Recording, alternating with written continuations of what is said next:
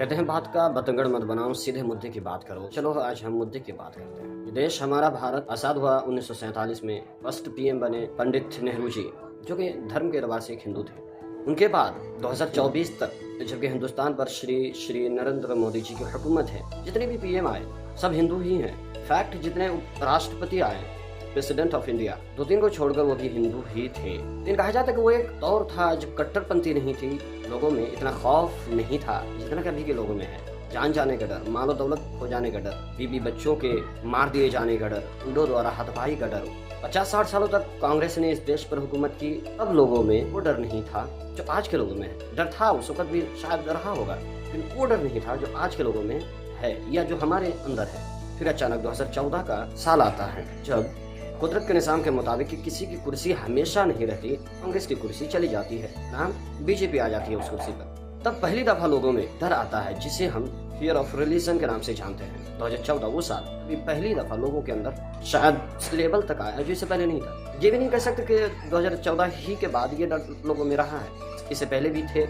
जब हिंदुस्तान पाकिस्तान अलग हुआ तब भी कम्युनल राइट्स हुए, 2002 के दंगे हुए, दिल्ली दंगे हुए, कश्मीरी पंडितों को उनके घर से अलग किया गया, ये दंगे हुए, लेकिन उस लेवल तक नहीं हुआ जो 2014 के बाद हो रहा है। 2014 के बाद ये ऑफिशियली ऐलान कर दिया गया कि वो हिंदुस्तान जिनके पीएम हिंदू, जिनके सीएम हिंदू, जिनके राष्ट्रपति हिंदू, जिनके राजा महाराजा सब हिंदू, उस देश में हिंदू ही खतरे में है। वो रिलीजन जिनके मानने वालों की तादाद 80% बताई जाती है इस देश के पॉपुलेशन में, वही लोग खतरे में नजर आने लगे। और ये उन लोगों के द्वारा कहा गया जिन्होंने उस धर्म को अपने बाप का जागीर समझ, अपने साथी फायदे की वजह से, अपने वोट बैंक बढ़ाने की वजह से, अपने आप को सत्ता में बनाए रखने की वजह से ऐसे प्रोपेगेंडे और ऐसे हथकंडे अपनाए गए, इसकी वजह से लोगों को वो झेलना पड़ा जो इससे पहले नहीं झेला गया। धर्म के नाम पर गुंडे बेबाक हो गए, धर्म के नाम पर लुटेरे बेबाक हो गए, धर्म के नाम पर लड़कियों की इज्जत लूटने वाले बेबाक हो गए। ये धर्म की राजनीति का मीठापन है, या दूसरी भाषा में उसे जहर कह सकते हैं। ये धर्म की राजनीति ही थी जिसकी वजह से लोगों के पास अक्ल रहते हुए समझ चली गई, लोगों के पास एजुकेशन रहते हुए बुद्धि चली गई,